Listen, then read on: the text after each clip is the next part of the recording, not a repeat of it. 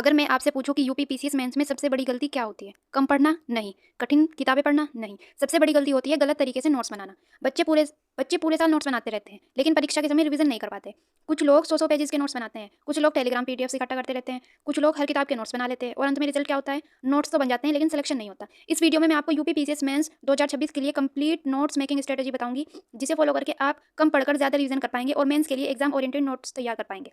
सबसे पहले एक बात दिमाग में बैठा लीजिए, नोट्स का मतलब इंफॉर्मेशन कलेक्ट करना नहीं होता। नोट्स का मतलब रिवीजन को फास्ट बनाना होता है। अगर आपके नोट्स रिवीजन फ्रेंडली नहीं है तो वो नोट्स नहीं है, एक और बुक है। इसलिए आज हम स्टेप बाय स्टेप समझेंगे कि नोट्स कैसे बनाने हैं।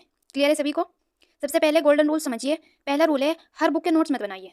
दूसरा रूल है 50-50 पेजेस के नोट्स मत बनाइए और थर्ड रूल है कॉपी पेस्ट नोट्स मत बनाइए। अब सवाल आता है कि फिर अच्छे नोट्स कैसे होंगे? अच्छे नोट्स की पहचान क्या है? एग्जाम ओरिएंटेड होने चाहिए, रिवीजन फ्रेंडली होने चाहिए, एक टॉपिक मैक्सिमम 1 से 2 पेज में होना चाहिए और फैक्ट्स, एनालिसिस और एग्जांपल्स एक ही जगह होने चाहिए। याद रखिए, यूपी पीसीएस मेंस में सिलेक्शन नोट्स की मोटाई से नहीं, रिवीजन की संख्या से होता है। अब सबसे पहला जो प्रैक्टिकल स्टेप है वो है कि यूपी पीसीएस मेंस का पूरा सिलेबस प्रिंट कर लीजिए। जीएस 1, जीएस 2, इस तरह जीएस 1 से लेकर जीएस 6 तक सभी। अब हर टॉपिक के सामने 3 कॉलम्स बनाइए। Topic, notes ready, revision. जैसे women issues, agriculture, disaster management. इससे आपको हमेशा पता रहेगा कि कौन सा टॉपिक कंप्लीट हो चुका है और कौन सा बाकी है। बहुत सारे स्टूडेंट्स रैंडम पढ़ते हैं, आज पॉलिटी पढ़ ली, कल ज्योग्राफी पढ़ ली, पर उन्हें खुद नहीं पता होता कि सिलेबस कितना कंप्लीट हुआ। इसलिए सिलेबस ट्रैकिंग जरूरी है।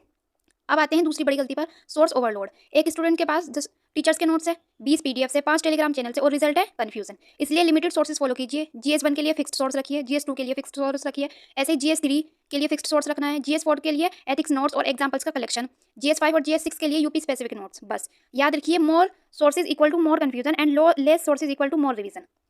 जितने ज्यादा सोर्स रहेंगे उतना ज्यादा कन्फ्यूजन रहेगा और जितने कम सोर्स रहेंगे उतना ज्यादा आपका रिवीजन होगा। अब सबसे इंपॉर्टेंट पार्ट, नोट्स का स्ट्रक्चर क्या होना चाहिए।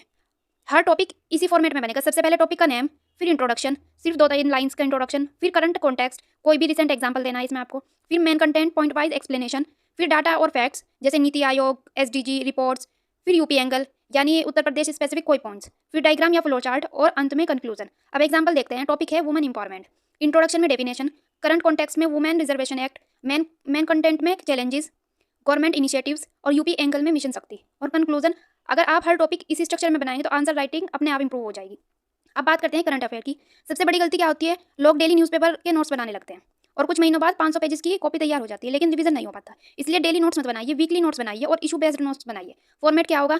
Issue, background, current development, impact, way forward. बस एग्जाम्पल, आपने पढ़ा वन नेशन वन इलेक्शन, तो उसमें पहले बैकग्राउंड, बेनिफिट्स, इससे क्या बेनिफिट्स होंगे, इसके क्या चैलेंजेस है और वे फॉरवर्ड। बस इतना ही काफ़ी है। अब 3 अलग अलग कॉपीज बनाइए। पहली डाटा बुक, जिसमें इंपॉर्टेंट डाटा, रिपोर्ट्स, रैंकिंग और इंडेक्सेस होंगे। दूसरी, जिसमें जितनी भी आपकी कोटेशन वगैरह होगी वो उसकी नोटबुक बनानी है। जैसे जीएस 4 के लिए गांधी, विवेकानंद, एपीजे अब्दुल कलाम, डॉक्टर अंबेडकर, इनके जैसे कोट्स लिखने हैं। थर्ड है केस स्टडी बुक, जिसमें real life examples, IAS examples, UP government initiative, women leadership examples. ये 3 कॉपीज आपके आंसर को अलग लेवल पे ले जाएगी। अब बात करते हैं टॉपर लेवल वैल्यू एडिशन की। हर सब्जेक्ट में कुछ चीज़ें ऐड करनी है। Data, reports, committee recommendations, supreme court judgments, government schemes. Example देखते हैं। जब ये चीज़ें आंसर में आती है तो एग्जामिनर को लगता है कि स्टूडेंट की अंडरस्टैंडिंग अच्छी है, यहीं से एक्स्ट्रा मार्क्स आते हैं। अब आती है सबसे powerful technique, 1 page revision sheet. हर चैप्टर कंप्लीट होने के बाद उसकी 1 पेज की समरी बनाइए। उसमें क्या होगा? Definition, 5 keywords, 5 facts, 1 diagram, 1 example and 1 conclusion. बस एग्जाम से पहले आपको पूरी नोटबुक नहीं पढ़नी पड़ेगी, सिर्फ 1 पेज शीट्स पढ़नी होगी। अब नोट्स को स्मार्ट बनाइए। ब्लैक पेन से मेन कंटेंट लिखिए, ब्लू पेन से इंपॉर्टेंट फैक्ट्स लिखिए और ग्रीन पेन से एग्जांपल्स और रेड पेन से डाटा और रिपोर्ट्स। इससे रिवीजन करते समय इंपॉर्टेंट पॉइंट्स तुरंत याद आएंगे। एकदम से आप जब भी नोटबुक खोलेंगे ना तो आपको नजर आएगा कि हाँ, रेड पेन से लिखा है तो डाटा रिपोर्ट्स है, ग्रीन से लिखा है तो एग्जांपल्स है, ब्लू से लिखा है तो इंपॉर्टेंट फैक्ट्स है और ब्लैक से लिखा है तो मेन कंटेंट है। हर महीने के अंत में एक काम जरूर करना है, करंट अफेयर और स्टैटिक नोट्स को मर्ज करना है। मान लीजिए टॉपिक है एग्रीकल्चर, अब एग्रीकल्चर के स्टैटिक नोट्स में जोड़ दीजिए बजट पॉइंट्स, सर्वे पॉइंट्स, करंट अफेयर्स, ताकि एग्जाम से पहले सब कुछ एक ही जगह मिले। अब सबसे इंपॉर्टेंट स्टेप, रिवीजन, क्योंकि बिना रिवीजन के नोट्स बनाने का कोई फायदा नहीं है। 3 रिवीजन रूल फॉलो कीजिए। रिवीजन 1 7 दिन के अंदर होना चाहिए, रिवीजन 2 30 दिन के अंदर होना चाहिए और रिवीजन 3 जो है वो 60 दिन के अंदर होना चाहिए। यही तरीका है लॉन्ग टर्म मेमोरी बनाने का। तो दोस्तों, अगर आपको यूपी पीसीएस मेंस 2026 में सिलेक्शन चाहिए तो याद रखिए, syllabus based preparation, limited sources, short notes, current affair integration, UP specific content, data और एग्जांपल्स, 1 पेज रिवीजन शीट्स और मल्टीपल रिवीजन्स। याद रखिए, यूपी पीसीएस मेंस में सिलेक्शन उनका होता है जो कम पढ़कर ज्यादा रिवीजन करते हैं। नोट्स का उद्देश्य इंफॉर्मेशन कलेक्ट करना नहीं बल्कि रिवीजन को फास्ट बनाना होता है। अगर आप इस स्ट्रेटेजी को फॉलो करते हैं तो आपकी मेंस प्रिपरेशन कहीं ज्यादा ऑर्गेनाइज्ड, इफेक्टिव और एग्जाम ओरिएंटेड हो जाएगी। कमेंट करके बताइए कि अगली वीडियो किस टॉपिक पर चाहिए। अगर